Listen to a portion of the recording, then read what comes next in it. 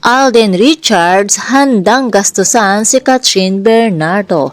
Bukod nga sa pagiging aktor at direktor, pinasok na din ni Alden ang producer. Kaya naman, nang tanongin ito kung posible kaya mag-produce siya ng pelikula nila Kathryn Bernardo, agad-agad namang sumagot ang aktor ng coming soon, let's go. Matatandaan lamang sa mga naging panayam ni Alden tungkol sa Hello Love Goodbye Part 2, sinabi nitong game na game daw siyang gawin ito with Kathryn at willing din daw itong i-cancel lahat ng naka-schedule niyang appointment para sa pelikula nila ni Kathryn.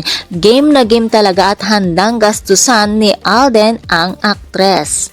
Alam kasi ni Alden nakikita ang kanilang pelikula at paniguradong tatabo muli ito, kaya hindi talaga ito panghihinayangan ng aktor. Samantala, nananatili pa din daw hanggang ngayon ang kanilang magandang samahan ni Kathryn at patuloy pa din daw ang kanilang magandang komunikasyon. Kaya naman, ngayon pa lang ay madami na ang nag-aabang at excited sa reunion movie ni na Alden Richards at Kathryn Bernardo.